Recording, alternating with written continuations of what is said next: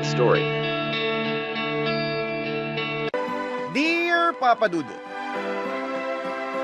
naranasan niyo na bang humiling sa Diyos ng isang bagay na gustong-gusto ninyo, pero hindi pa tamang panahon para ipagkaloob niya? Ako kasi ay oo. Umabot din sa puntong nagmakaawa na ako sa Kanya na ibigay ang bagay na yon at nangako na kapag tinupad niya, ang kahilingan ko ay aalagaan at iingatan ko yon hanggang sa kamatayan ko. Hindi ako tumigil sa pagdarasal ng bagay na gusto ko dahil pag huminto ako, ibig sabihin na hindi na yon mahalaga sa akin. Bago ko ipagpatuloy ang kwento ko ay magpapakilala muna ako. Ako si Maricon, 32 years old at taga Marikina. May asawa ko si Daniel na nagtatrabaho bilang admin assistant sa isang private company sa Ortigas. Ako naman ay nasa bahay lang.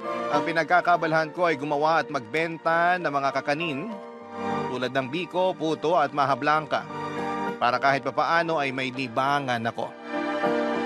Bukod doon ay naging fan na rin ako ng programa ninyong Barangay Love Stories, Papa Dudut. Dahil nalilibang ako sa pakikinig ng mga kwento ng mga kabarangay natin. Doon ko na nga naisipang magpadala ng sulat sa inyong email address at umaasa ako na maitampok ninyo ito, Papa Dudut. Magsisimula ang istorya ko noong 2021, buwan ng Marso kung saan ay third wedding anniversary na namin ni Daniel. Pero kahit na ganoon na kami katagal na kasal ay hindi pa rin makabuo. Kaya wala pa rin kaming anak na masasabi naming amin. Meron kasi akong PCOS. At sinabi na sa akin ng OB ko na magiging challenging daw ang pagbubuntis ko. Hindi ko yon pinaniwalaan dahil marami naman akong kaibigan na nag-diagnose ng parehong sakit. Pero may mga anak naman sila. Kaya nga buo ang pag-asa namin ni Daniel na magkakababy rin kami, lalo na at pareho namin gusto at hinihiling yon.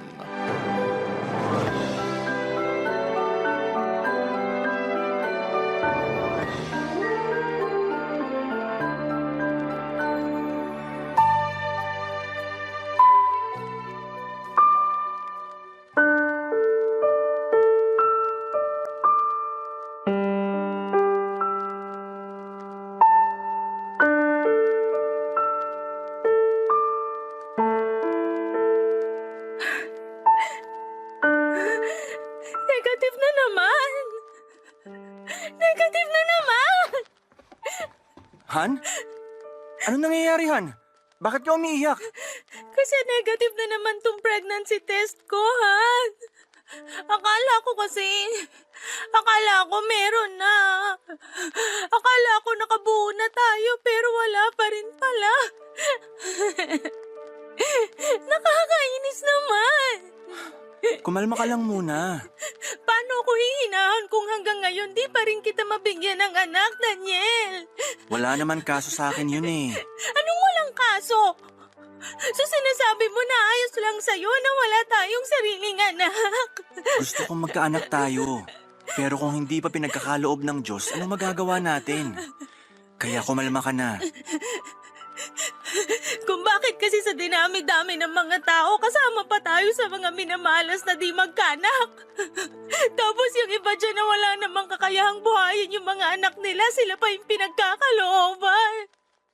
Ano bang kasalanan natin? Wala tayong kasalanan. Pero di ko rin alam kung bakit hanggang ngayon, wala pa rin tayong baby. Alam ng Diyos na handa na tayo. Na gustong-gusto na natin, Han. Alam niya, pero parang di naman siya nakikinig. Hindi totoo yan. Nakikinig ang Diyos. Kung nakikinig siya, bakit di pa niya tayo binibigyan ng anak? Buti pa yung mga kapatid ko, dala-dalawa, tatlo-tatlo.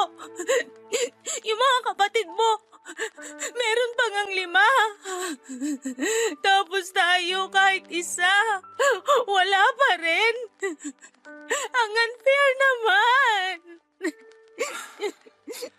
Basta wag lang tayong tumigil sa pagdarasal na sana magka-baby din tayo, Han. Kulang pa ba yung mga dasal natin? Gusto ba ng Diyos pumunta tayo sa simbahan at manikluhod sa Kanya para lang marinig niya yung mga panalangin natin? Kasi kung oo, sobra naman siya sa atin. Kahit isa lang namang anak, Han. Kahit isa lang. Bakit di pa sa atin mabigay-bigay? Huwag ka nang umiyak, Han. Pati ako naiiyak na rin eh. Natatakot lang kasi ako. Natatakot saan? Na hindi ka mabigyan ng anak. Tapos iwanan mo ako. Saan naman ang galing yan? Sa akin lang. Naisip ko kasi ganun nangyari sa dati kong kaklase nung college eh. Biruin mo. 7 taon na silang magkarelasyon at 4 na taon ng kasal pero wala pa rin silang anak. Ayun. Pinagpalit siya ng mister niya sa iba. At dun pa talaga sa bayarang babae na nabuntis nun. Tapos, may kakilala pa ako na iniwan din ng mister niya kasi di sila nabubuhayan ng baby. Laging nalalaglag dahil di raw makapit. Gustong-gusto na raw magkaanak nung lalaki kaya bumuntis ng iba at iniwan din yung kakilala ko. Hindi naman ako katulad ng mga lalaking yun, no? Kahit na gusto ko nang magkaanak, di ko magagawang iwan ka para lang matupad yung pangarap ko. Gusto ko maging tatay, pero ikaw yung magiging nanay ng baby natin, Han. Baka sinasabi mo lang yan ngayon pero bukas makalawa magbago na isip mo ha. Baka mamaya makakilala ka ng ibang babae na may kakayahang bigyan ka ng anak. Tapos... Kung gagawin ko yun, edi hindi ko na tinupad yung sinumpaan natin sa altar na magsasama sa hirap at ginhawa. Tsaka mahal kita, Han. Ikaw yung pinakasalan ko. Ikaw yung gusto ko maging nanay na magiging anak ko. Ngayon kung wala pa talaga o kung hindi talaga tayo pagkakalooban ng anak, ayos lang basta magkasama tayo. Buo na rin naman yung pamilya natin kahit tayong dalawa lang.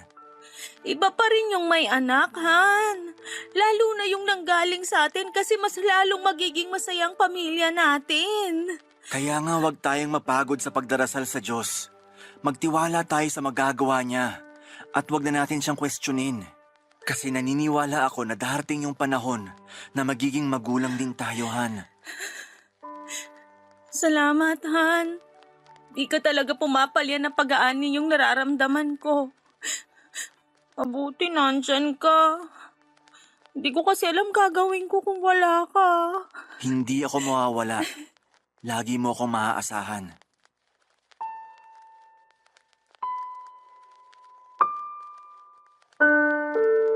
Papadudot mabuti na lamang dahil punong-puno ng pag-asa ang mister ko sa tuwing pinanghihinaan ako ng loob.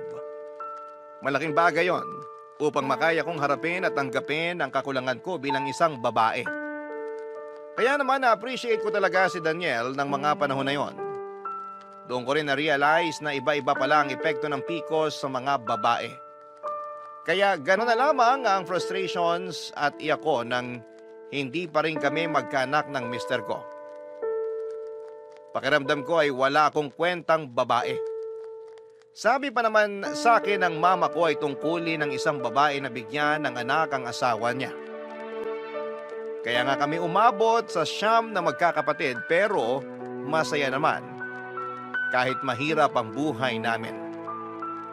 Sa kabila ng lahat ay hanga ako sa mister ko dahil pinatunayan niya sa akin na mahal niya ako at ang pagsasama namin kahit wala pa kaming anak. Hindi niya pinaramdam sa akin na kulang ako at kapalit-palit. Kaya nga nandun pa rin ang pag-asa ko na balang araw ay mabubuo ang pamilya namin dahil mabibigyan ko na siya ng anak. Hindi rin naman ako tumigil sa pananalangin sa Panginoon na sana ay dinggin niya ang munting kahilingan ko. Nangako ako kung bibigyan niya kami ng anak ni Daniel ay mamahalin namin ito at aalagaan. Sisiguraduhin namin na maibibigay namin ang magandang buhay para sa anak namin sa abot ng aming makakaya. Pero mukhang may ibang plano yata ang Diyos para sa amin.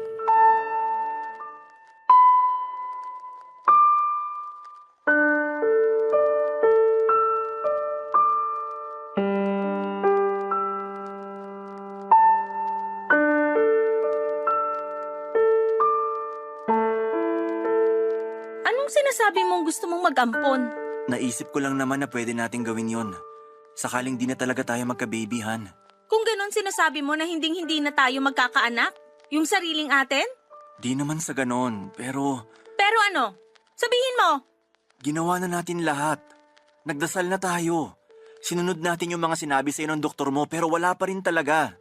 Ang akin lang, magpakatotoo na tayo. Eh di lumabas din ang totoo mong kulay. Ano bang sinasabi mo? Sabi mo, ayos lang kahit wala pa tayong anak kasi baka hindi pa to yung tamang panahon.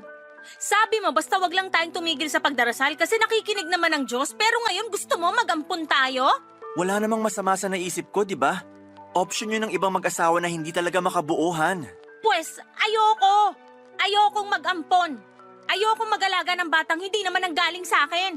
Akala ko ba gusto mo na magkaanak tayo? Gusto ko nga, pero ayoko nung hindi sa akin galing mismo. Ano bang pinagkaiba nun? Eh ituturing din naman nating anak yung batang aampunin natin. Basta pakiramdam ko na hindi ko pa rin anak yung bata kahit nasabihin mong ituturing natin siyang parang tunay na anak. Kaya ayoko mag-ampon tayo. Ewan ko sa'yo, Han. Ang unfair mo. At ako pa ngayon yung unfair? Eh ikaw tong di makapaghintay na magka-baby tayo. Yung totoong atin kasi nanggaling sa atin. Naghintay naman ako At hanggang ngayon umaasa pa rin ako magkakaanak tayo. Pero di man lang pumasok sa isip mo na pwede tayong maging magulang sa ibang paraan? Hindi. At mas lalong hindi pumasok sa isip ko yung sinasabi mong pag-aampon. Ano ba kasing problema mo sa pag-aampon? Marami. Malay ba natin kung anong klaseng dugo ang nananalaytay sa mga ugat ng batang aampunin mo? Baka matigas ang ulo niya paglaki, suwail tapos hindi madisiplina. Tapos, paano kung sagot-sagutin na lang tayo niyan pag nagkaisip? O di kaya lapas tangalan bilang mga magulang niya? Sige nga! Naisip mo man lang ba yung mga bagay na yon bago mo gustuhin mag-ampon? Hindi mangyayari yun kasi nga ituturing natin siyang parang tunay na anak. Mamahalin natin siya bilang mga magulang niya, Han. Hindi ganun kadali yon. Paano ko mamahalin yung batang hindi nga nanggaling sa akin? Ikaw lang naman yata ang may issue. Dinadamay mo lang yung inosenteng bata. Siguro kaya di pa rin tayo binibigyan ng anak kasi di ka pa talaga handang maging magulang. Anong sinabi mo? Ulitin mo nga yung sinabi mo? Narinig mo yung sinabi ko. Bahala ka na nga dyan. At saan ka pupunta? Daniel, kinakausap pa kita! Dun sa labas. Magpapahangin. Pakiramdam ko nasasakal ako rito sa bahay Hindi ako makahinga. Sinasabi mo ba na ako ang dahilan kung bakit ka nasasakal? Sino pa nga ba? Meron pa ba tayong ibang kasama? Tayong dalawa lang naman yung tao rito sa bahay. Ang sama mo!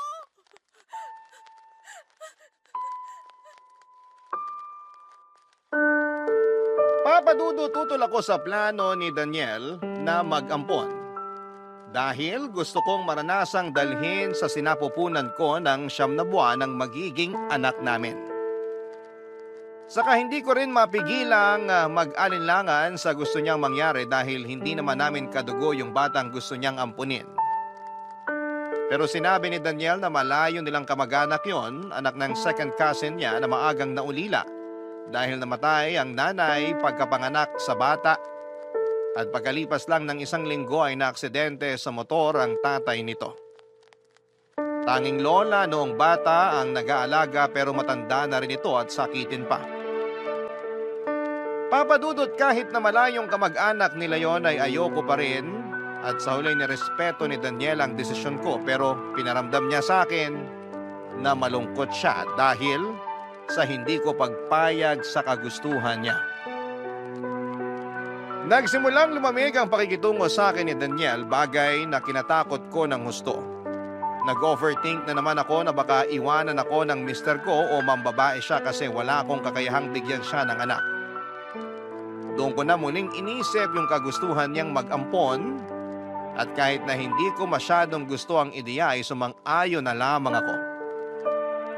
Kinausap ko si Daniel at sinabi ko sa kanya na payag na akong ampunin ang malayong kamag-anak nila, yung pamangkin niya sa pinsan, Papa Dudut. Barangay Love Stories. Barangay Love Stories.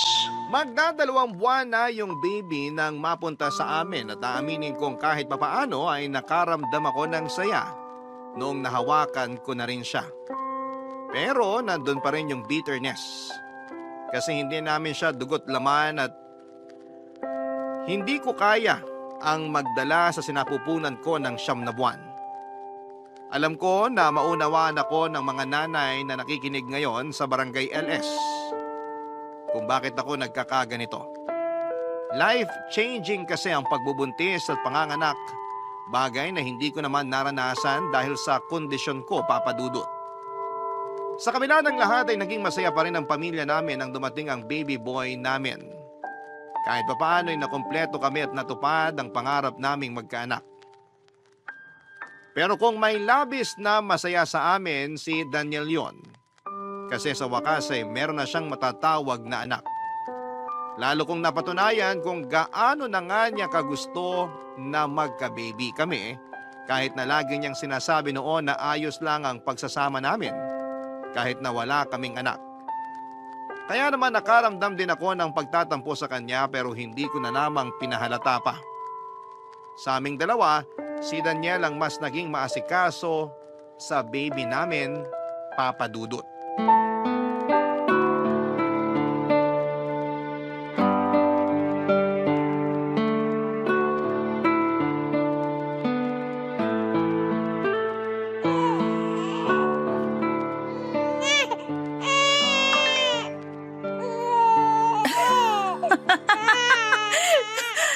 Dami talagang alam nitong BFF ko. Nakakatawa mga sinasabi eh. Han? Han, si baby umiiyak. Teka, reply ako nga muna. Excited na ako sa chika ng bruha. Han, si baby ka ako. Ano bang problema sa batang yan? Ano bang problema? Eh di mo ba naririnig na umiiyak si baby? Eh di ko narinig yung iyak Sana niya na. kasi alam ko tulog lang yan Nandito kanina. na si Papa. Ang sabihin mo, busy ka kasi kaka-cellphone. Ano bang problema mo sa pagsi-cellphone ko? Wala na ba akong karapatang mag-cellphone sa pamamahay na to? Meron. Pero sana unahin mong bantayan yung anak natin kaysa makipagchismisan dyan sa mga kaibigan mo. Daniel naman. Kanina pagsi-cellphone ko pinapakialaman mo, ngayon pati pakikipag-usap ko sa mga kaibigan ko? Sumusobra ka na yata. Iyak kasi ng iyak si baby. Paano kung kabagin to? Sige nga. Puro ka na lang baby, baby, baby. Wala ka ng bukang bibig kundi ang batang yan. Naaalibadbaran na ako. Natural! Anak natin to! Hindi ko anak yung batang yan. Na hindi ko nga yung kaano-ano. Anong sabi mo? Bakit? Aawayin mo ko? Magagalit ka sa akin sa pagsasabi ko ng totoo? Hindi, pero... Ilalapag ko muna si baby. Tapos mag-usap tayo. Kung aawayin mo lang ako, mabuti pa wag mo na akong kausapin. Pagod na ako maghapon sa pag-aalaga dyan sa batang yan. Hindi kita aawayin. Kakausapin lang kita. Alam mo, sobra ka nung sinabi mo na dapat kong unahin yung pag-aalaga sa batang yon. Eh buong maghapon ko na nga yung inaalagaan eh. Hindi ko lang narinig na umiyak kung ano-ano na yung sinasabi mo sa akin. I'm sorry, Han. Hindi ko sinasadya. Doon ko lang na-realize na mali nga yung mga sinabi ko sa'yo. Mali talaga. Akala mo kasi wala akong ginagawa sa bahay na to bukod sa pag-aalaga dyan sa batang yan. Baka nakakalimutan mong kulang pa yung maghapon kakalinis at kakuluto para lang may makain tayo. Minsan nga di pa ako nakakapaligo kasi panaiyak niyang ampon mo. Pwede bang wag mo siyang tawaging ampon? Anong gusto mong itawag ko sa kanya, anak? Hindi nga kami magkaano-ano. Kahit na! Inampon natin siya para ituring na anak. Kaya anak ang itawag mo sa kanya. Bakit mo umiiyak? Wala naman akong ginagawa sa'yo ah. Wala. Pero masakit yung sinabi mo. Sorry, okay? Nabigla lang ako. Hindi ko naman sinasadya. Diyan ka magaling. Sa pagsusorry tapos uulitin mo na naman. Hindi mo ba naisip na nag-a-adjust pa lang ako sa pagdating ng batang yan? Tapos gusto mo na agad tanggapin ko siya bilang anak ko. Akala ko kasi ayos lang sa'yo. Kasi pumayag kang ampunin natin siya. Pumayag nga ako. Pero di ibig sabihin pipilitin mo na akong maging nanay niyang batang yan. Eh ano pa palang silbi nun? Kung hindi mo kikilalaning anak yung bata. Kaya nga bigyan mo ako ng time. Huwag mo akong madaliin. Saka di ko naman pinababayaan yung bata eh. Inaalagaan ko siya. Inaasikaso. Kaya ano pa bang problema mo doon? Sorry, Han. Alam ko namang ginagawa mong lahat para sa anak natin. Pati ako inaasikaso mo. Sorry kasi hinusgahan kita at pinilit. Hindi na mauulit. Hindi na talaga kasi malapit na akong magtampo sa'yo. Iniisip ko tuloy na mas mahal mo yung ampon mo kaysa sa akin na asawa mo.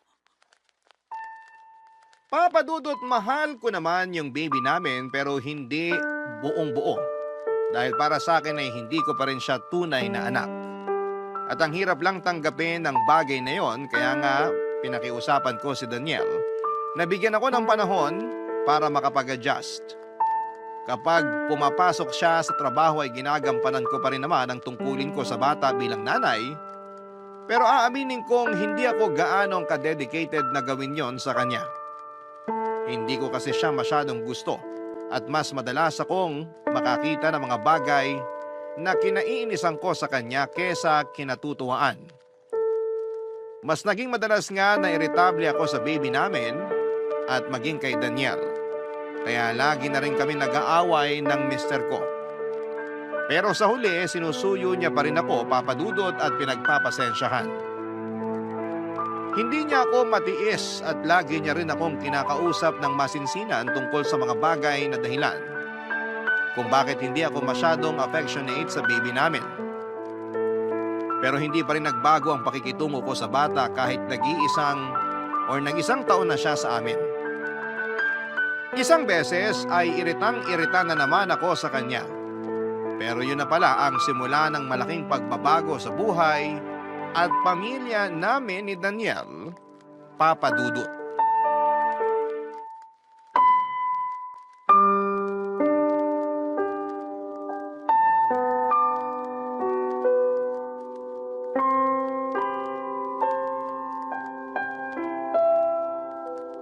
Oh my gosh! Oh my gosh! Daniel! Daniel, halika rito! Ano ba yun, Han? May nangyari ba sa'yo? Wala! Ay, meron pala! Meron nangyari sa akin at sigurado akong matutuwa ka kapag nalaman mo. Matutuwa ba talaga ako? Eh bakit ka naiiyak dyan? Hindi lang kasi ako makapaniwala na dininig na ng Diyos yung matagal na nating panalangin. Oh, tingnan mo tong pregnancy test. Dali, tingnan mo. Patingin nga. Totoo ba to? Oo, Han. Totoo yan. 2 linya. Ibig sabihin positive. Buntis ka? Magkaka-baby na ulit tayo? Oo, pero this time yung galing na talaga sa atin, Han. Salamat sa Diyos! Kasi tinupad niya yung hiling natin. Oh, bakit ka naman naiiyak dyan? Di ba dapat masaya lang tayo? Oo nga, pero di ko mapigilan eh. Masaya naman ako pero kakaiba lang yung kasiyahan ko kasi sa wakas magkakaanak na tayo, Han. Naranasan ko na rin naman maging ama simula nung dumating yung panganay natin. Kaya nga lalo ko na-excite na maging tatay ulit. Ako rin. Excited na ako maging nanay sa baby na nanggaling sa akin, Han. Matagal ko na kasing pangarap na maranasang magbuntis tapos nagkatotoo na. Kumpleto na ang pamilya natin. Matagal na kumpleto ang pamilya natin. Madadagdagan lang ng miyembro kaya mas magiging malaki. Sigurado ako matutuwa ang panganay natin kasi magiging kuya na siya. 1 taon pa lang naman siya. Hindi pa niya maiintindihan yon. Sa bagay, pero excited lang akong ibalita sa kanya. Ikaw talaga? Unahin mo munang sabihan yung parents at mga kapatid mo. Sigurado ako na matutuwa sila pag nalaman nila yung magandang balita. Lalo na sina mama at papa. Tagal na nilang gustong magkaanak tayo. At natupad na naman yun nang dumating sa buhay natin ang panganay natin, Han. Oo nga. Pero iba pa rin naman yung totoong galing sa atin talaga. Sa bagay, may punto ka rin naman. Alam mo, siguro nakita ng Diyos na handa na tayo maging magulang nung nag-ampun tayo. Kaya pinagkalooban na niya tayo ng anak. Ha? Ganun ba yun? Pakiramdam ko lang. Bakit? Mali ba ako? Di naman sa ganun, pero pwede bang wag mo muna masyadong i-involve dito yung panganay natin? Bakit naman? Anak natin siya. Alam ko naman yun, pero gusto ko lang yung tayo-tayo lang muna. Ikaw, ako, saka yung magiging baby natin. Anong ibig mong sabihin? Hindi ko rin alam. Basta, Labo mo naman, Han. Yung panganay na naman natin yung pinagdidiskitahan mo. Eh wala naman siyang ginagawang masama sa'yo. hindi ko siya pinagdidiskitahan, no? Yun kaya yung tono mo. Pinagsasasabi mo. Masyado ka lang advance mag-isip. Saka ayang ka na naman eh. Mas kinakampihan mo na naman yung batang yun kesa sa akin na asawa mo. Malamang nakampihan ko siya.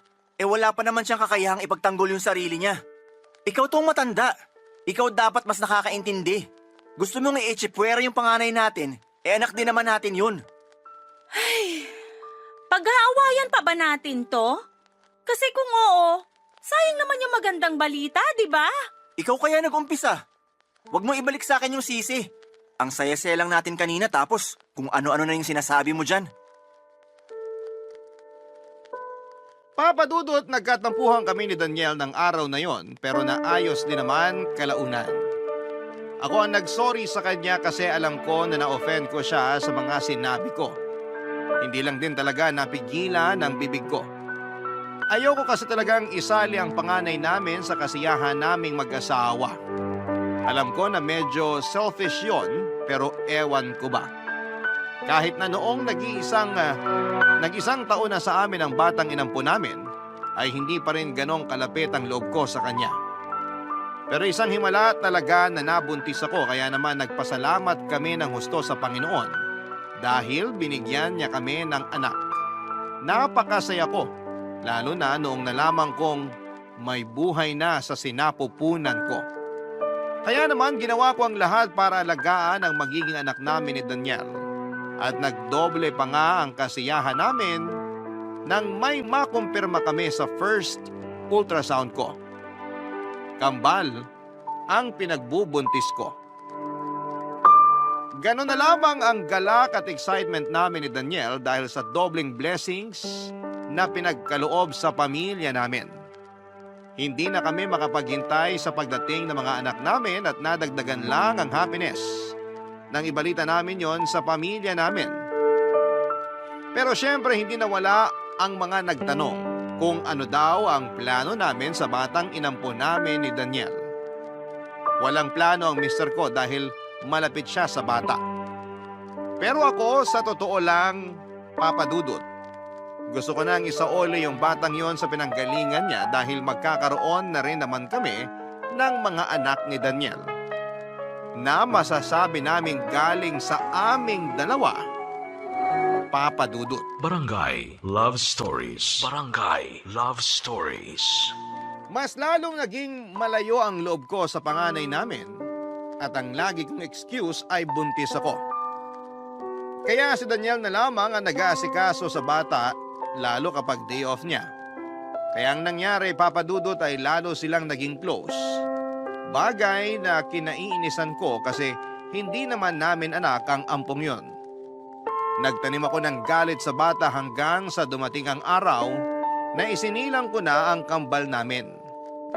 Bumalik ang labis na saya sa pamilya namin at napasabi ako sa Diyos na wala na akong mahihiling pa. Pero kasabay noon ang pagbabalik din ng matinding kagustuhan ko na mawala na sa landas namin yung ampo namin dahil nga may mga anak na kami ni Daniel. Naisip ko na kahit na anong gawin ko ay hinding-hindi ko talaga siya magugustuhan. At hindi ko rin siya ituturing na parang tunay na anak. Hindi ko siya mamahalin katulad ng pagmamahal ko sa mga anak ko, Papa Dudut.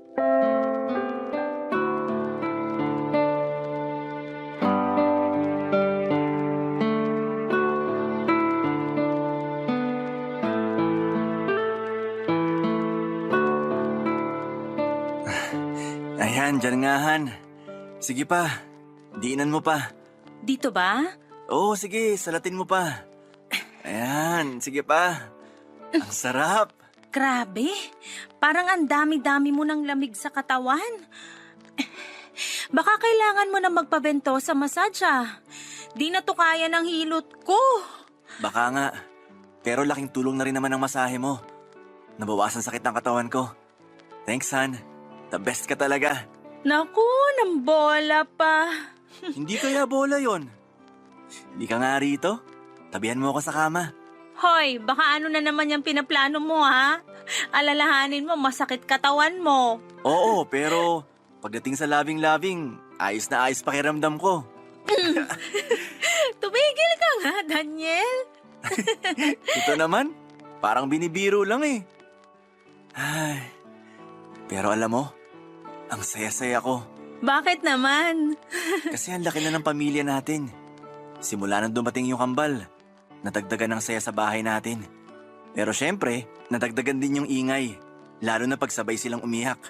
Oo nga eh. Wala na akong mahihiling pa kasi kumpleto na tayo. Matagal na tayong kompleto simula nang dumating yung panganay natin, Han. Siya ang bumuo sa pamilya natin. Siya ang nagturo sa atin kung paano maging magulang. Napapansin ko, paborito mo talaga yung batang yon, no? Ha? Siyempre, anak natin yon. Hindi natin anak yon. Ano bang pinagsasabi mo? Huwag mong sabihin na magsisimula ka na naman ng away. Wala akong sinisimulang away dito. Sinasabi ko lang yung napapansin ko. Lagi mo na lang bukang bibig yung batang yun eh. Puro na lang siya. Eh paano naman yung mga anak natin?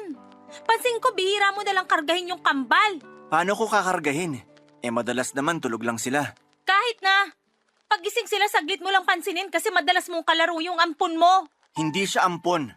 Anak natin siya. Hindi mo ako mapipilit at tratuhing anak yung batang yun kasi pag bali-baliktarin mo man ang mundo, ampon pa rin siya. Alam mo, may gusto sana akong sabihin sa'yo eh. Medyo matagal-tagal ko na rin tong iniisip. Ano yun? May mga anak na tayo, di ba? Yung totoong galing sa atin, kaya bakit di mo na lang ibalik yung ampon mo sa pinanggalingan niya? Ano bang sinasabi mo, Maricon? Hindi naman natin siya kailangan kasi may mga anak na tayo. Ayoko rin sa batang yun. Naiinis lang ako pag nakikita ko pagmamukha niya. Kaya pwede ba, ibalik mo na yun sa pamilya niya? Siraulo ka ba? Siraulo na kung siraulo pero ayoko sabi sa batang yan. Ikaw lang naman may gusto dyan eh. Siguro anak mo sa ibang babae yan, no? Anak ng... Sige, subukan mo ako saktan. Ipapabarangay kita. Ano ba kasing nangyayari sa'yo? Bakit ganyan yung naiisip mo? Iniisip ko lang naman yung pamilya natin. Gusto ko tayo-tayo lang. Ayoko may kaagaw sa atensyon yung mga anak natin. Kaya nga sinasabi ko sa'yo, isoli mo na yung bata. Kung makapagsalita ka, parang nanghiram ka lang ng laruan ah. Alam mo kung di ka pa titigil sa kakasalita, baka mapikon na talaga ako sa'yo. Hindi talaga ako titigil dahil kung pikon ka na sa akin, mas pikon ako dyan sa ampon mo. Peste, panira ng pamilya.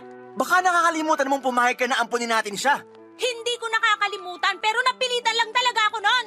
At ngayon na may anak na tayo, hindi na natin siya kailangan. Papa Dudut, inaasahan ko nang tututol si Daniel sa naisip ko pero hindi ko akalain na magagalit siya sa akin ng husto. Pero kung galit siya, ay mas galit ako dahil may favoritism siya. At kahit na tinanggi niya yon, hindi pa rin ako naniwala. Buo pa rin ang loob ko na isauli niya ang bata sa lola nito dahil may mga anak na kami. Pero naging matigas si Daniel kaya binantaan ko siya. Nalalayo ako at isasama ko ang kambal. Isang araw ay nagulat na lamang si Daniel na nakapag-impake na kaming mag-ina. Plano ko nung umuwi sa bahay ng parents ko dahil ayokong makasama sa bahay namin yung ampon niya. Pinigilan kami ng mister ko pero hindi ako nagpaawat lalo na nung dumating na ang mga magulang ko para sunduin kami. Maging sila isang ayon sa gusto ko na ibalik na lamang sa pinanggalingan nito ang panganay namin. Pero dahil nagmamatigas si Daniel, ay gusto ko siyang turuan ng leksyon. Pinapili ko siya kung kami ng kambal o ang ampon niya.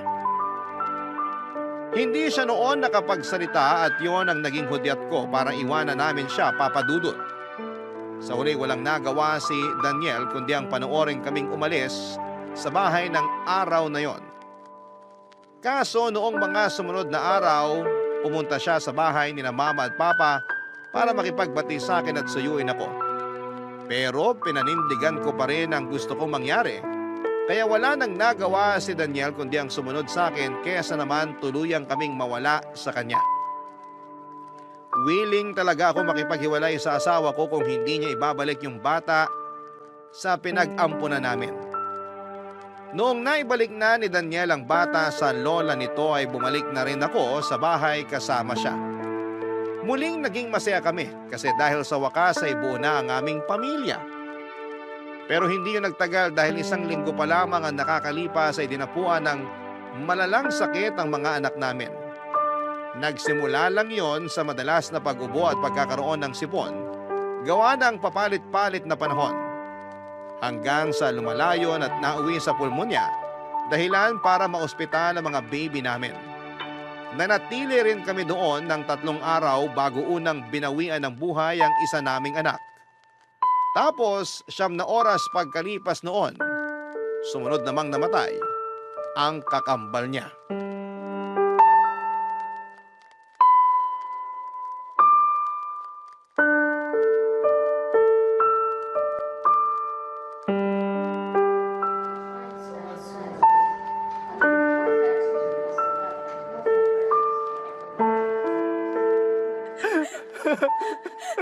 Mga anak, gumising kayo!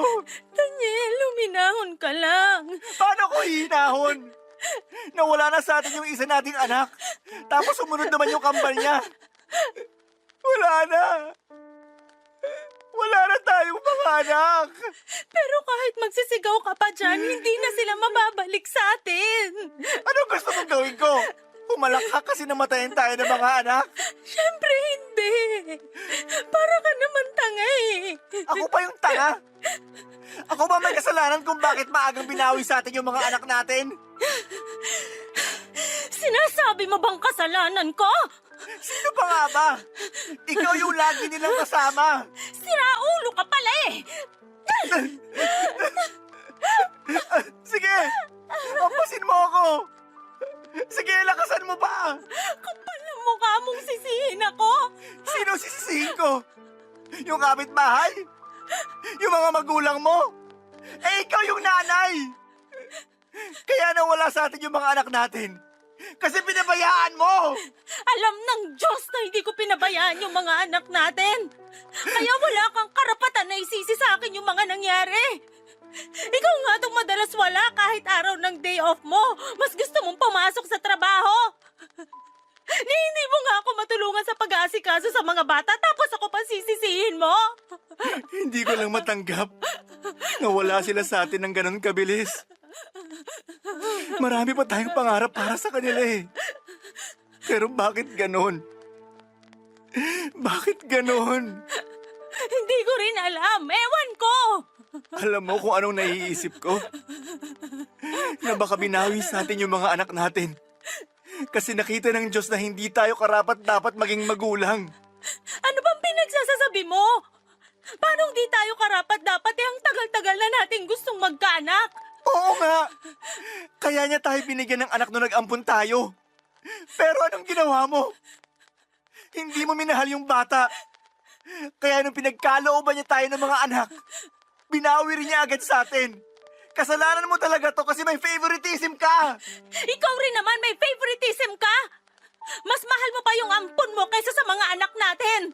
Kaya masisisi mo ba ako kung bakit natakot ako na pag lumaki yung mga anak natin sila pang mamalimos ng atensyon at pagmamahal sa tatay nila? Hindi mangyayari yun kasi pare-pareho ko silang mahal. Hindi yun ang nakikita ko, Daniel. Kaya wag na wag mo akong sisisihin sa nangyari. May kasalanan ka rin. Hindi lang puro ako. Visit namang buhay to. Pinagkalooban nga tayo. Binawi rin agad. Wala na yung mga anak ko. Hindi lang ikaw ang nawalan ng anak. Ako rin. Baka nakakalimutan mo nga ako ang nagdala sa kanila sa sinapupunan ko ng 9 na buwan. Ang tagal ko silang hinintay. Tapos mawawala lang sila sa atin sa isang iglap. Kaya nga. Parang hindi ko na kaya. Paano pa tayo magpapatuloy? Kung ang sakit-sakit nung nangyari. Pakiramdam ko na wala na ako ng dahilan para magpatuloy. Nawala na ako ng pag-asa na mabuhay. Sobrang sakit mawalan ng mga anak, Papa Dudut. Parang kaming pinatay ng paulit-ulit ni Daniel dahil binawi agad sa amin ang aming kambal. At kahit na umiyak pa kami ng dugo ay alam naming hinding-hindi na sa amin maibabalik pa ang mga anak namin. Pero sa kabila ng lahat ay kinaya pa rin namin ni Daniel na mairaos ang burol at libing ng mga anak namin. Mabuti na lamang at nasa tabi namin ang aming mga magulang para magsilbing sandigan naming mag-asawa. Hinang-hina na kasi kami at hindi na namin alam ang mga gagawin, Papa Dudut. Napakahirap ng mga unang araw at linggo matapos mailibing ang mga anak namin. Hindi kasi kami nagkikibuan ni Daniel at para bang hangin lang kami sa isa't isa pag nasa bahay. Magkatabi nga kami sa kama kapag natutulog pero magkatalikuran naman kami dahil ayaw naming makita ang bawat isa. Pakiramdam ko ay sobrang naging malayo ang loob namin ng asawa ko at kamuntik na nga kaming maghiwalay. Umabot sa punto na umuwi ako sa bahay ng parents ko para doon muna magstay habang hindi pa kami parehong naghihilom ni Daniel. Malaking bagay yung espasyo namin sa isa't isa para mapag-isipan ang mga nangyayari sa buhay namin. Hindi nga nagtagal ay nagkapatawaran kaming mag-asawa at muling nagsama sa iisang bubong papadudot. Sa kasalukuyan ay pinipilit naming umusad ni Daniel. At kahit na mahirap gawin yon matapos ang mga nangyari ay pinili pa rin naming magpatuloy. Marami kaming pinagsisisihan. Lalong-lalo na ako. Na-realize ko na baka tama siya nang sabihin niya sa akin kaya binawi sa amin ang mga anak namin ay dahil nakita ng Diyos na hindi pa ako handang maging isang ina. Kasi kung handa na ako ay hindi ko ipagdadamot ang pagmamahal ko sa isang bata at ituring ito na sariling anak kahit na hindi ito nanggaling sa akin. Nalulungkot lang ako kasi huli na bago ko yon napagtanto. Pero umaasa ako na sana'y bigyan pa rin kami ng Diyos ng pagkakataon na maging mga magulang kami ni Daniel. Hanggang dito na lamang po ang sulat ko, Papa Dudut, nawa ay kinapulutan po ito ng aral ng mga kabarangay natin. Maraming salamat po kung mapili po ninyo ang istorya na maitampok sa programa ninyo. God bless po sa Barangay Love Stories. Number 1 po ang Barangay LS 97.1 sa puso namin. Ang inyong forever kapuso at kabarangay, Maricon. Dear Papa Dudut, ako nga pala si Bea, 20 years old, isang aminadong conservative. Mula sa pag-iisip, sa galaw at sa pananalita, isama mo na rin ang pananamit ko. Lagi akong tinatawag na manang ng mga kakilala ko. Nung una ay naiinis ako dahil hindi naman kasalanang maging isang conservative. Pero nang tumagal ay nakasanayan ko na. Ibit-balikat na lamang ako lagi sa tuwing may nangpupuna sa pinili kong identity. Hindi naman ako naapektuhan. Masaya at tanggap ko na kung sino at ano ako. Kung gaano ako ka-conservative. Gano'n naman ka-liberated ang nanay ko. 20 years old siya noong isinilang ako at hindi ko nakilala ang tatay ko. Hindi rin naman nagkwento ang nanay ko. Hindi ko hinanap ang tatay ko at hindi naman ako pinilit ng nanay ko na gawin yon. Sa pagdadalaga ko ay mas naging malinaw sa akin ang relasyon namin ng nanay ko. Malabo at malayo. Hindi kasi kami naging close noong nagdalaga na ako. Malaking dahilan noon ang pagkakaiba naming dalawa, Papa Dudut. Hindi ko naman sinasadya, lagi na iparamdam sa kanya na hindi ako komportable sa tabi niya. Hindi rin naman niya pinipilit ang sarili niyang makipaglapit sa akin. Isang bagay na nagustuhan ko sa nanay ko. Bukod doon ay wala ng iba pa. Malimit kaming mag-usap maliban na lamang kung may kinalaman sa pag-aaral ko o sa pagkain sa bahay. Hindi ko siya nakwekwentuhan dahil iniiwasan ko siya, Papa Dudut.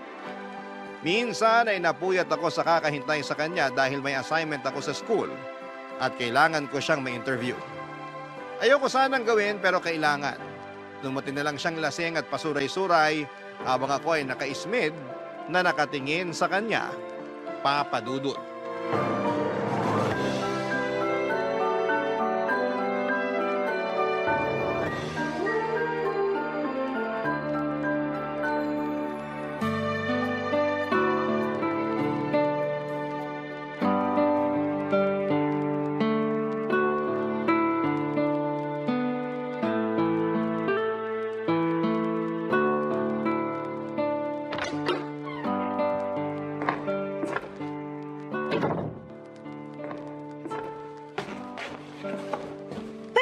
Teka lang.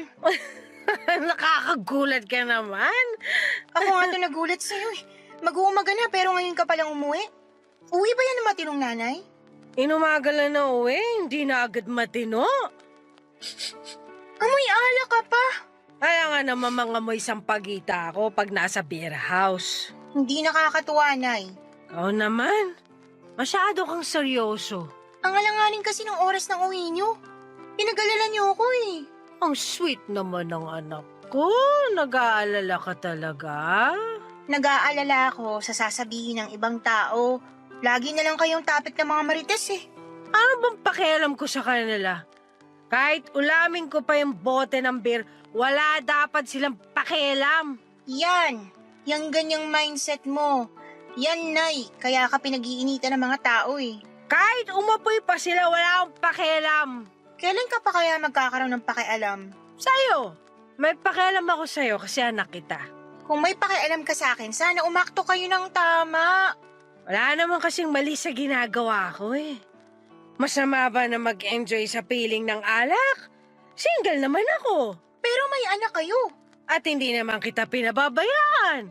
Alam mo yan. Pero akong napapahiya sa mga tao dahil sa mga kagagawan niyo eh. Bakit ako mahihiya? Krimen ba ang uminom ng alak? Dapat ka na bang ikulong kapag nagpapakasaya ka? Hindi ko na kayo makontrol, Nay. Hindi mo naman ako dapat kinokontrol. Dapat, sinusuportahan mo ko. Parang ginagawa ko sa'yo. Suportado ko ang pagiging manang mo. Hindi ako manang ah. Aba, narinig mo na ba mga sinasabi ng mga kapitbahay natin sa'yo? Mas manang ka pa raw kaysa sa mga lola ng lola nila. Wala akong pakialam sa sinasabi nila. Hindi ako susunugin sa impyerno dahil lang sa pagiging manang ko. Eh, di parehas lang pala tayo. Wala talaga akong pakialam sa sasabihin nila. Apir nga tayo diyan, nanak. One time lang. Pwede bang maligo muna kayo para mawala yung kalasingan nyo? Ipaapir-apir pa kayo nalalaman dyan eh. Opo, nanay. Maliligo na po. Pasensya na po. At magkape kayo para bumaba ng amats nyo. Alam mo na mga alak lang at orange juice ang trip kong inumin. Nay! Apo, masusunod. Mahal na mana. Mahal na Reyna. Hindi na po ako natutuwa. Bakit ba ang init ng ulo mo sa lasinggerang nanay mo? May assignment kasi ako sa klase at kailangan kitang may interview para doon. Pero dahil sa kalagayan mo ngayon, mukhang imposible kong magawa. Interview lang ba? Sus! Kaya ko yan. Ilabas mo ang mic at ayusin mo ang sofa para kunwari nasa talk show tayo. Ikaw si Boy Abunda at ako ang guest mo. Ay, teka. Ikaw si Bea. Bea Bunda!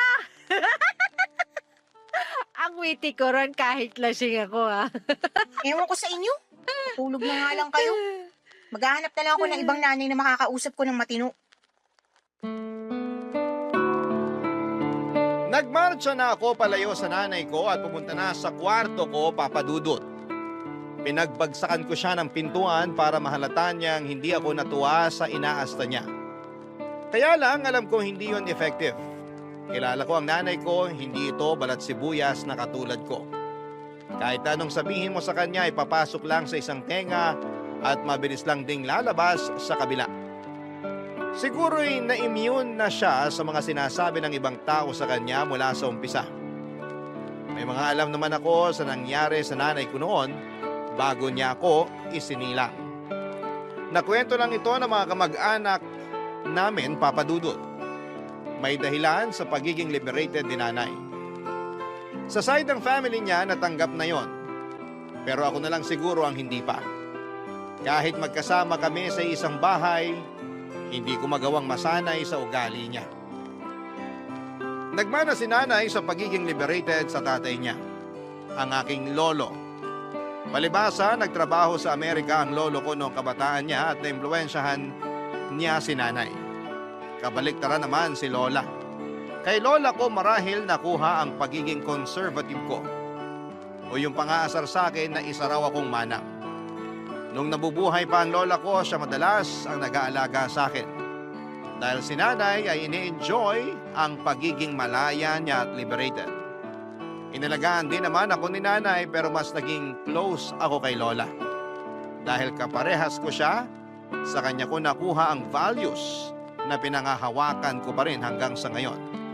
Kaya naman sa tuwing nakikita ako ni nanay ay lagi niyang naaalala ang lola ko. Sa tuwing nakikita ko naman si nanay, naaalala ko sa kanya si lolo. Ewan kong balanse itong matatawag. Pero para sa akin ay hindi. Dahil ang pagkakaiba namin ang siyang dahilan kung bakit hindi kami magkasundong dalawa, Papa Dudut.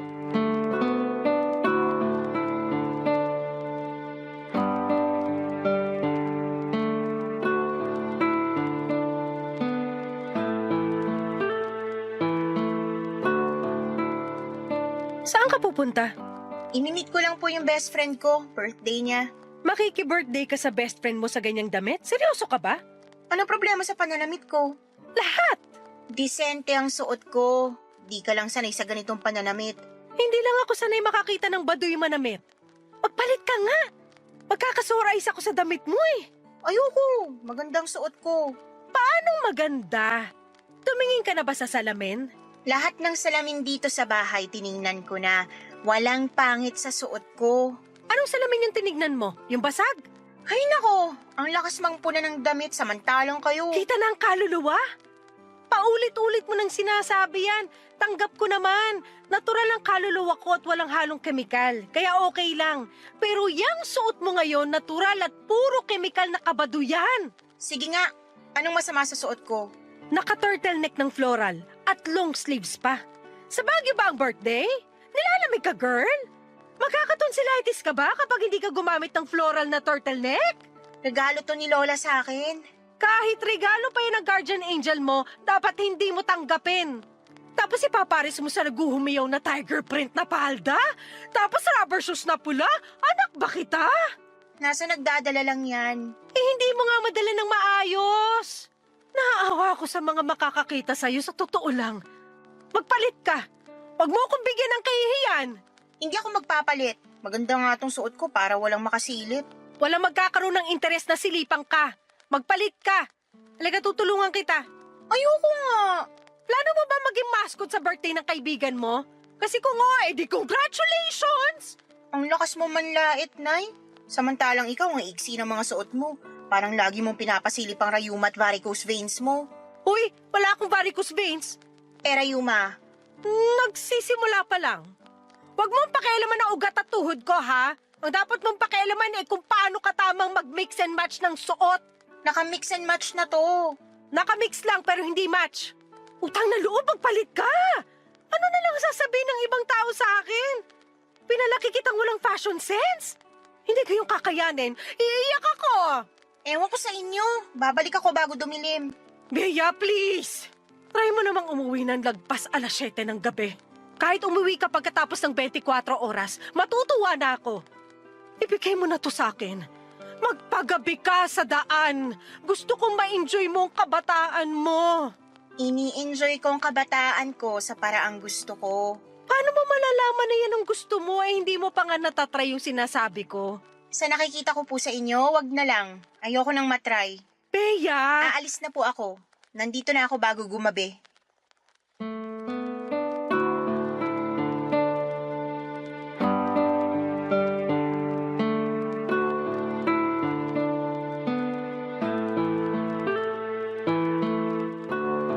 Papa Dudut, nagmamadali na akong lumabas para hindi na makahabol si nanay ng satsat sa akin. Sa mga ganong sitwasyon lang niya ako madalas binubungangaan. Kapag napapansin niyang sumusobra na ang pagiging conservative, umanang ko. Gusto niyang masubukan ko na magwalwal kasama ang mga kaklase kong nag-aaya sa akin sa inuman o kaya ay magpagabi. Pero hindi ko kasi nakahiligan yon. Iniisip ko pa lamang ay para na akong nasusuka. Hindi kaya ng sistema ko na lunukin ang lifestyle ng nanay ko. Marami pa siyang gustong ipasubok sa akin, Papa Dudut. Tulad na lamang ng make-up, ilang beses niya akong binibilhan ng make-up pero lahat ay pinamimigay ko lang. Bukod kasi sa hindi naman ako marunong gumamit noon ay hindi ko rin nakikita ang kailangan ko pang gumamit noon. Tanggap naman ang itsura ko, Papa Dudut. Hindi para sa akin ang makeup. Ang isang bagay nga na hindi ko magawang tanggapin mula sa nanay ko ay yung pagpupumilit niya sa akin na magparitoke. Nakahanap kasi siya ng buy one take one promo nung selebrasyon ng Mother's Day sa isang beauty clinic. Ilang araw niya akong pinipilit na maghanap ng ipaparitoke sa mukha ko. Ilang beses siyang nagmakaawa para may kasama siya. Nagsuggest siya na magpalaki raw ako ng dibdib o kaya ay magpakapal ng labi dahil yon ang uso. Nagulat ako sa mga gusto niyang mangyari at sinabi kong kasalanan sa Diyos ang gawin yon, Papa Dudut. Tinawanan lamang niya ako at sinabing marunong lagi magpatawad ang Diyos, Papa Dudut. Barangay Love Stories. Barangay Love Stories. Sa pagdaan pa ng mga araw ay mas lalong nalayo ang loob ko kay nanay. Lalo kapag nagkakaroon ako noon ng flashbacks tungkol sa pagpapalaki niya sa akin. Kung paano niya kausapin ang mga kaklase at mga kaibigan ko. Hindi na ako natutuwa sa kanya pero dahil nanay ko siya ay kinakailangan kong tiisin kung sino siya. Nangako na lamang ako na kapag nakapagtapos na ako ay magmamadali akong umalis sa poder niya. Wala na akong balak magpakita sa kanya o makisalamuha kahit tuwing Pasko o kaarawan niya. Tanging pagpapadala na lamang ng pera ang koneksyon ko sa kanya. Siyempre, hindi ko pa rin naman siya pababayaan dahil utang na loob ko sa kanya ang lahat. Pero pinangako ko na hanggang pera lang ang makukuha niya sa akin at hindi ang pangunawa ko. Mahirap lang talagang unawain ang mga prinsipyo ni nanay. Mahirap siyang unawain in general. Dapat nasanay na ako, hindi ba? Dahil 2 dekada ko na siyang kasama. Pero hindi ko maintindihan ang sarili ko kung bakit hindi ko pa rin makuha ang punto niya sa buhay na pinili niya. Hindi na siya bata pero kung umasa siya, akala mo'y teenager lamang at ang nakakainis pa ay parang wala siyang pakialam sa mga sinasabi ko. Parang hindi niya maintindihan na hindi ako okay sa nakikita ko sa kanya. Hindi niya alam na nakakaapekto na sa mental health ko ang mga desisyon niya sa buhay. Lalo na ang mga sinasabi ng ibang tao sa aming dalawa. Pati ako ay nadamay na sa mga chismis na mga kakilala namin. Kung siya'y walang pakialam, ako naman tong laging nasasaktan.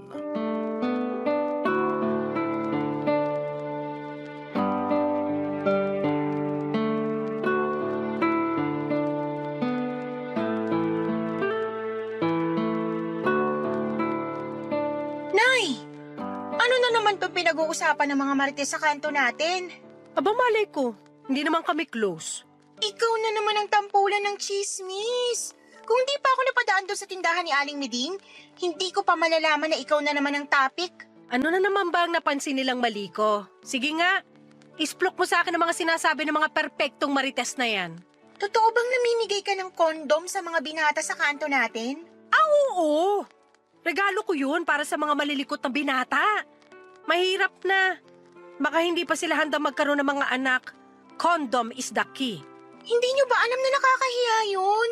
Lantaran yung pinakita sa mga tao na inaabutan mo ng mga kondom yung mga binatang yun. Hindi lang inabutan. Pinagsabihan ko pa. Tsaka tinulungan ko kung paano gumamit.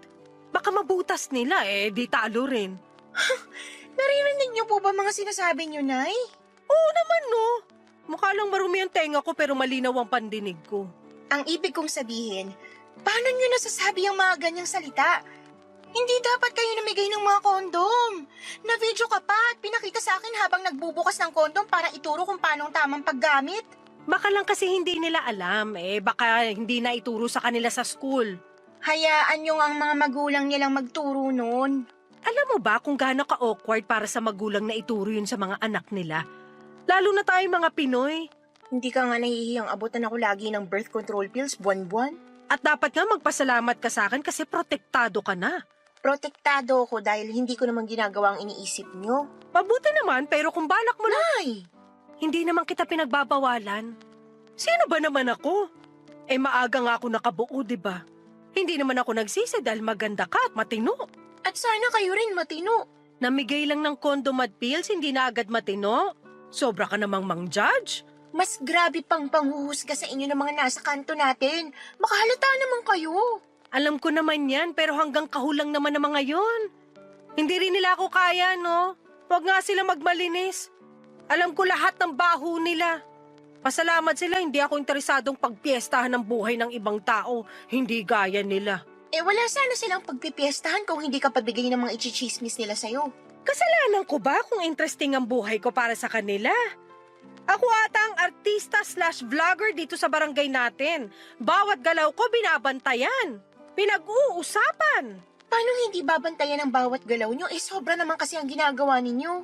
Mukha lang sobrang ginagawa ko sa mga taong kulang ang pangunawa sa mga katulad ko. Ang hirap nyo rin kasing unawain. Lagi na lang ako napapahamak dahil sa mga ginagawa nyo. Pati ako nadadamay. Minsan ayoko na lang lumabas ng bahay dahil lagi na lang silang may sinusumbong sa akin tungkol sa inyo. Kahit magsumbong sila, ako pa rin ang kampihan mo. Kung alam nyo lang kung gaano kayo kahirap kampihan, Nay. Ang hirap! Kunwari hindi ako nasaktan sa sinabi mo. Tatanggapin ko yan kasi hindi mo pa rin ako maintindihan. Pero tandaan mo, magbubunga ng maganda tong pagiging pakawala ko. Kailan naging magandang pagiging pakawala? Basta, makikita mo. Napailing na lamang ako sa mga walang kwenta at walang katuturan na mga sagot ni nanay. Alam kong kahit na anong sabihin ko ay hindi pa rin ako mananalo sa kanya. Magkaiba talaga kami ng mindset. Kaya hindi niya makita ang punto ko. Hindi ko rin makita ang punto niya. It's a tie.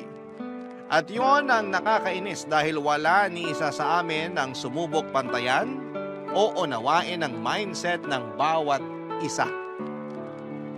Aminado akong ipagtatanggol ko ang nakagisnang kong mga prinsipyo at ibang paniniwala sa tama at mali.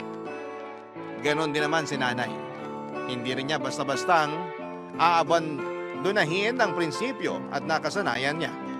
Lalo't may edad na rin siya. Lalong matataga sa bato ang mga prinsipyo niya kapag tumagal at nadagdagan palalo ang edad niya.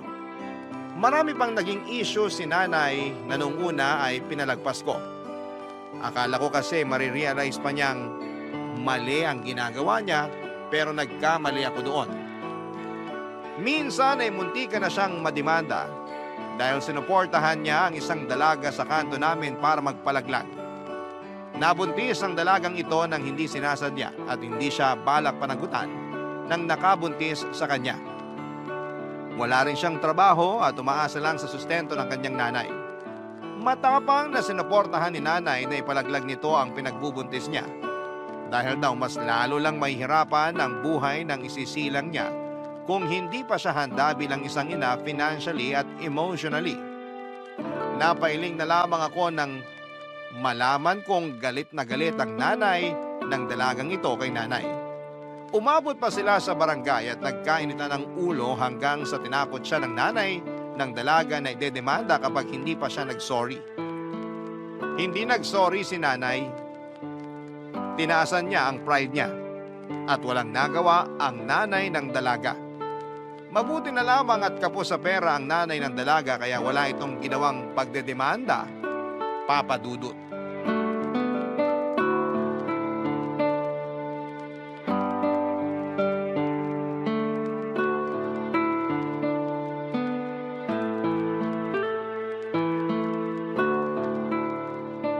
Nay, Ano yon?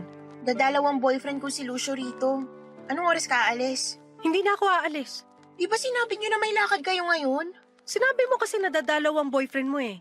Gusto kong makilala syempre. Sa Facebook ko lang siya nakikita kapag nagpo-post ka. Gusto kong makaharap siya ng personal para makita ko kung gaano siya talaga kakinis. Nay! Oh, huwag mo sabihing mamasamain mo pa yung comment ko na makinis siya ha. Sobra naman na ata pagiging conservative mo niyan. Ayoko lang na nagko-comment ka ng ganyan sa boyfriend ko. Nakakaasiwa. Ang banal mo naman masyado. May kumakatok. Baka si Lucio na yan. Teka, bagay ba ang lipstick ko sa spaghetti strap na suot ko? Hindi. Ayos, bagay nga. Pagbuksan mo na. Lucio, napaaga naman yung dating mo. Na-excite lang ako na makita ka. Nakaalis na ba nanay mo?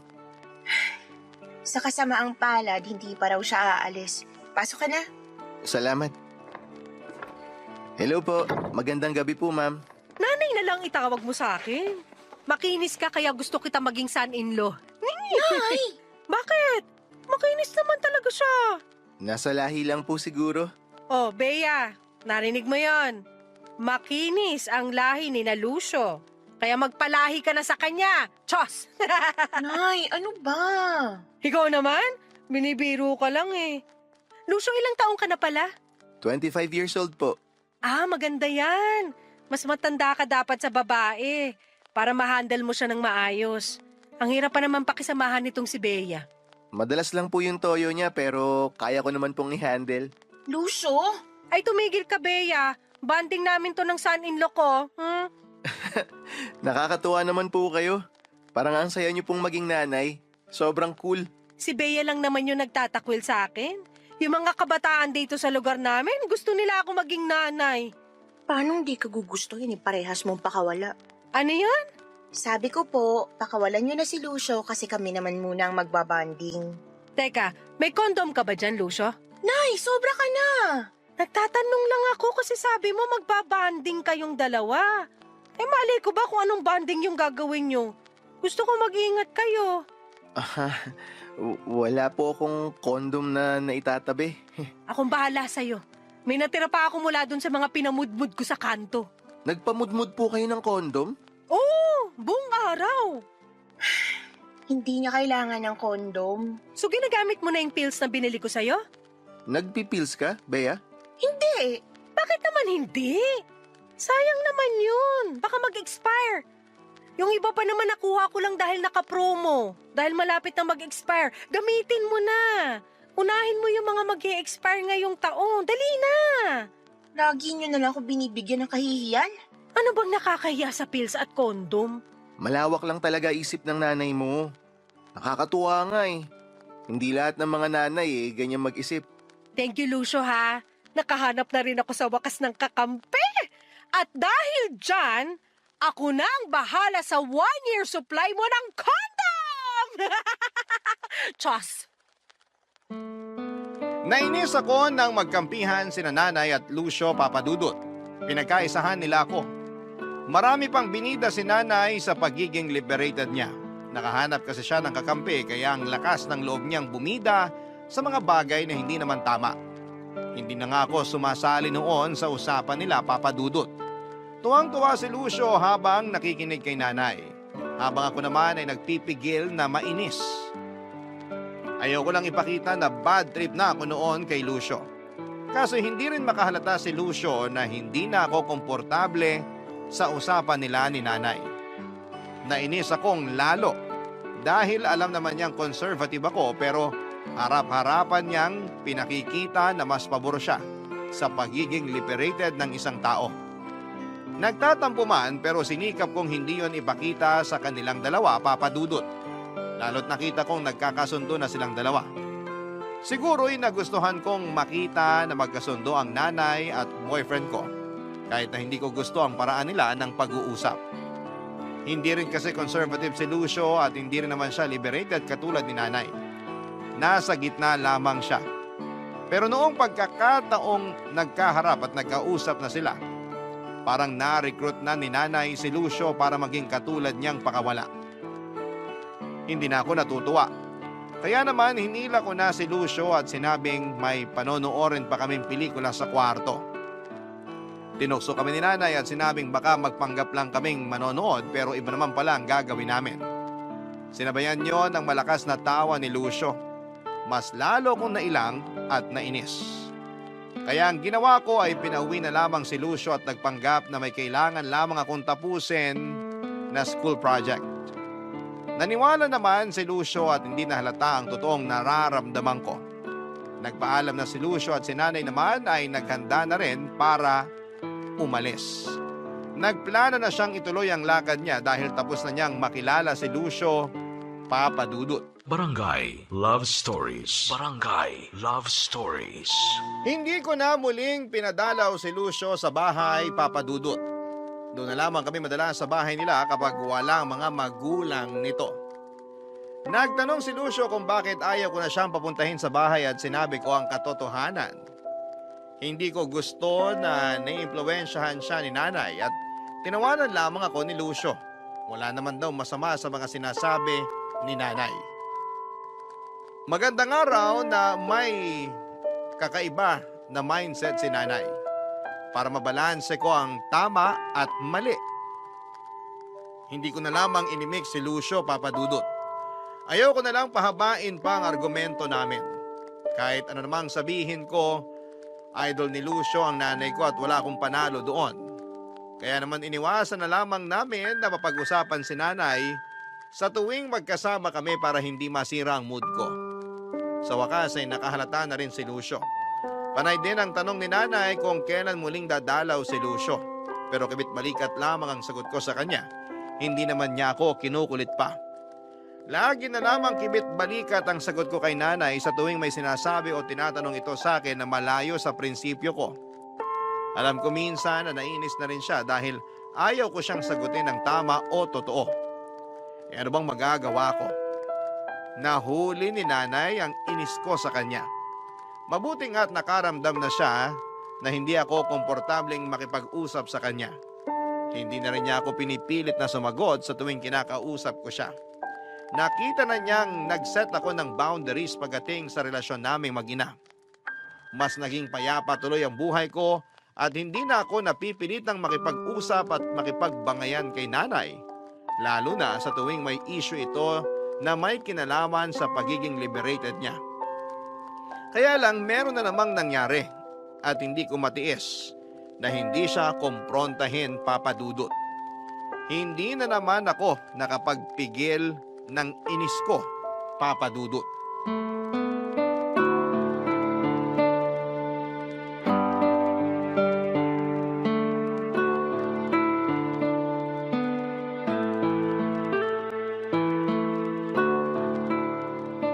Nay, mag-usap nga tayo. Himala! Gusto mo na ulit akong kausapin. Sa totoo lang, hindi naman ako natutuwang makipag-usap sa inyo dahil puro stress na lang pong inaabot ko sa inyo. Ano na naman kaya ang kasalanan ko ngayon? Bakit kayo nag-post ng video sa Facebook tungkol sa pribadong ginagawa ng magkarelasyon sa kama?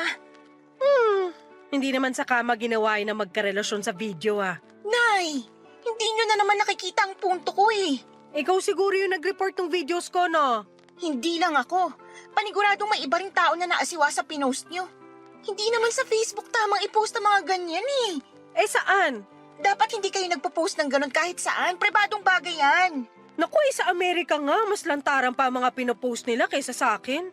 Gatuldok lang yung pinost ko kumpara sa pinopost ng mga kano. Huwag niyo pong ikumpara ang Amerika sa Pinas dahil kahit 2024 na, hindi pa rin lahat ay bukas ang isipan sa ganun. Kaya nga ako nagpo-post para mabuksan ang isipan ng mga feeling santo ng mga tao sa Pinas. Walang masama sa Tingnan mo na, kahit ako nahawa na sa'yo. Hindi ko na rin mabanggit ng diretsahan ng tamang term. Pag-aano na lang nasabi ko para lang makilibel sa pagiging conservative mo. At mali ako sa pagiging conservative ko? Wala namang masama. Yan ang pinili mong daan eh. Kaya hayaan mo lang din kasi ako sa pinili kong daan. Kanya-kanyang trip lang yan. Kanya-kanyang trip talaga? Alam niyo bang hindi trip ng mga magulang ni Lucio ang mga pinost niyong videos? Paano nila ako nakita eh, hindi ko naman sila friends sa Facebook. Kasi tinag mo si Lucio sa mga video na yon. Malamang makikita nila. Ay, di sorry. Wala naman ako masamang intensyon dun. Mali ang intensyon niyo. Pati sa akin nag-iba na ang tingin ng magulang ni Lucio. Grabe naman silang manghusga. Bagay sila na tumira rito sa barangay natin. Marami sila makakaparehas. Baka naman pwedeng kahit minsan seryosohin niyo itong mga sinasabi ko sa inyo. Sineryoso ko naman. Ayoko lang palakihin at ayoko lang mas lalong stressing ka. Paano ayaw niyong ma-stress ako yung mga sagot niyo nakakaputok ng ugat sa sentido? Sige na, buburahin ko na yung videos para hindi na pumutok ang ugat mo. Sana kasi hindi niyo na lang pinost eh. Ano magagawa ko na-post ko na? Sorry na lang para sa mga hindi malawak ang pag-unawa. Kahit sinong malawak ang pag-unawang iharap sa inyo, mahihila niyo para kumitid ang utak. Sigurado ako. Hindi kita pinalaki para manghusga, ha? Nakakasakit ka. At ako ba hindi nasasaktan sa mga epekto ng ginagawa niyo? At Apektado lahat sa akin dahil sa mga hindi nyo pinag-iisipang desisyon. Pinag-isipan ko lahat ng ginawa ko. Nagkataon lang na maling mga tao ang nakakita kaya hindi nila na-appreciate ang intensyon ko. Intensyon yung manginis at nakita nila yon. Kaya yun ang naging reaksyon nila eh. Sana masaya na kayo na nakapangbuwisit kayo ng araw ng mga tao.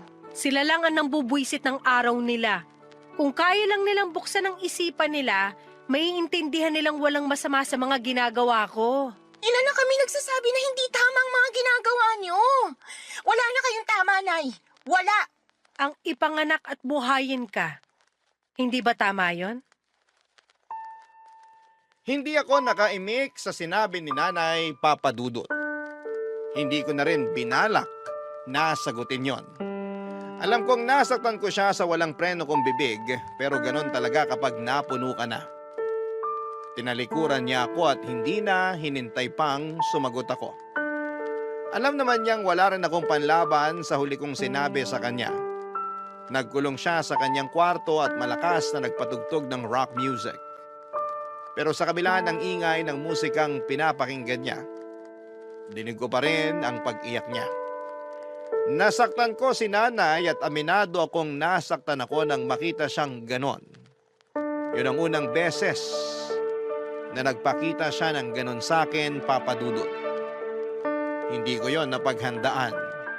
Nasanay kasi akong lagi siyang matapang at balahura kong sumagot. Mahal ko si Nanay pero maraming beses na sinagad nito ang pasensya ko. Nag-impake ako at tinawagan si Lucio. Nakiusap ako na pansamantala ay titira muna ako sa kanila. Alanganin noong umpisa si Lucio pero noong umiyak na ako ay pumayag na siya. Pansamantala lang naman ang pagtira ko kina Lucio. Nagpapanamig lamang ako sa mga nangyari sa pagitan namin ni Nanay. Babalik din naman ako sa bahay namin at hindi ko pa kasi kayang harapin noon dahil alam kong magkakailangan pa kami. Nag-iwan ako ng sulat kay Nanay na pansamantala ay magpapasama muna ako kay Lucio. Hindi naman niya sinagot ang sulat na yon at hindi rin niya ako minessage kahit sa Facebook or text. Nagsimula na akong tumira pansamantala kay Lucio. Inasikaso naman niya ako pero hindi pa rin nawala sa isipan ko si Nanay. Bihira kong umuwi ang mga magulang ni Lucio. Kapag andun ang mga magulang niya ay madalas lamang akong nagkukulong sa kwarto ni Lucio dahil nahihiya ako. Baka kasi hindi pa rin nila mapatawad ang ginawang pagpo-post ni Nanay ng malalaswang videos sa Facebook. Siguro inabot ako ng 2 buwan sa bahay ni na Lucio bago ako nagpasyang umuwi ng bahay, Papa Dudut.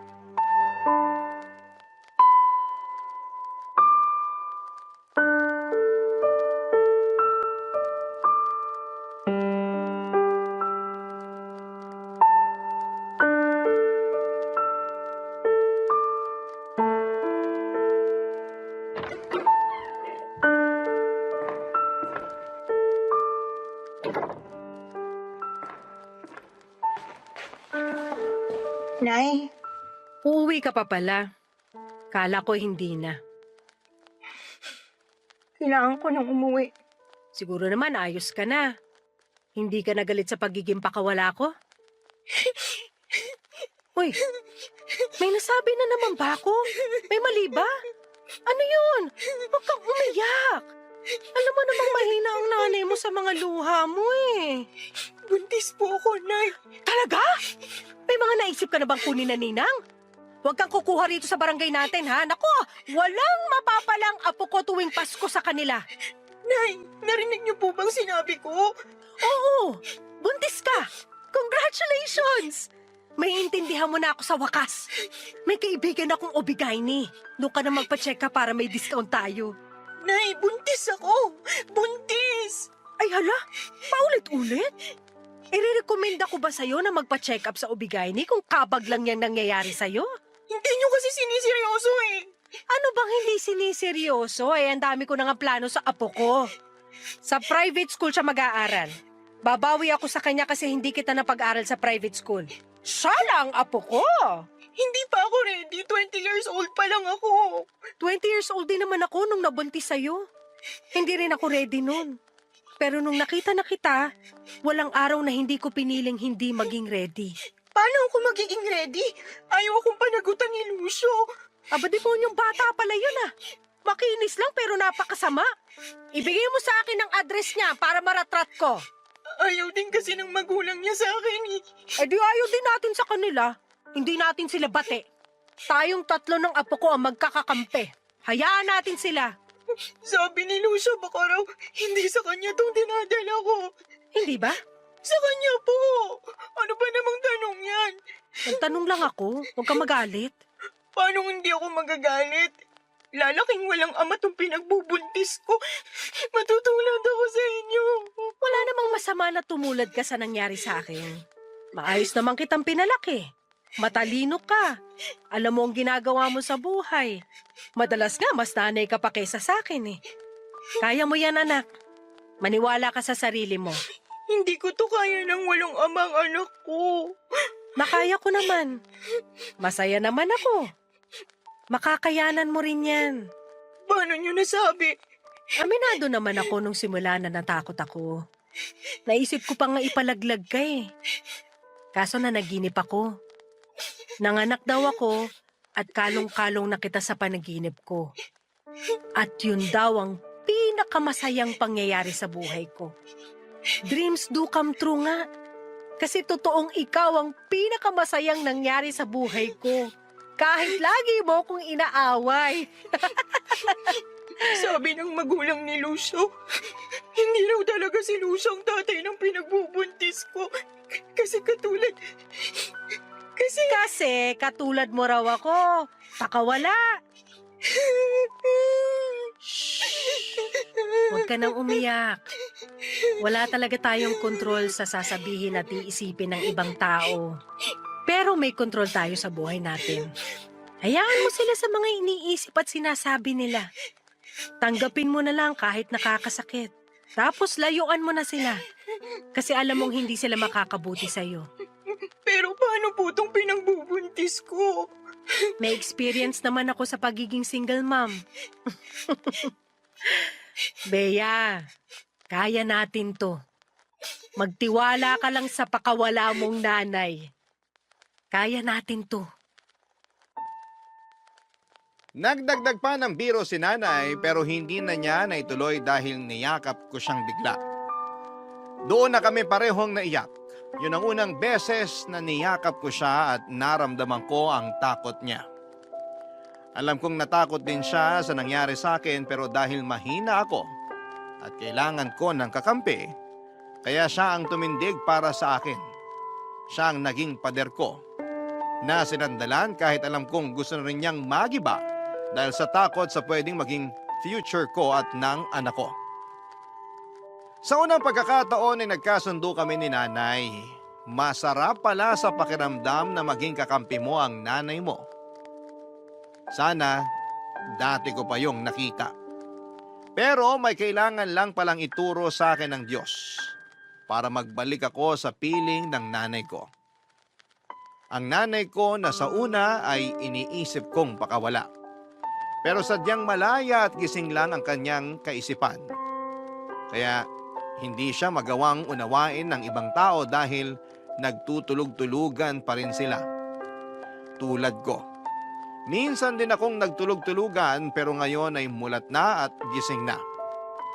Sa ngayon, Papadudo, tayo unti-unti nang napapansin ang tiyan ko. Nakikita na kami ng mga kapitbahay sa tuwing lumalabas kami ni nanay para magpa-check up o bumili ng mga kailangan para sa magiging anak ko. Alam naming pinag-uusapan kami ng mga marites sa daan. Pero mas lalo lang kaming nawala ng pakialam. Totoong hindi namin kontrolado ang iniisip at sinasabi nila pero kontrolado naming huwag magpaapekto sa mga laman ng utak nila. Mas pinili naming ireserba ang enerhiya namin para sa mga mas magandang bagay. At yon ay ang pagdating ng panibagong blessing at aral sa buhay namin ni nanay. Ang magiging anak ko.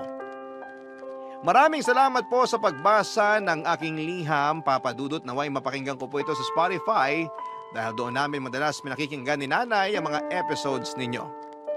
Muli maraming salamat po sa inyo.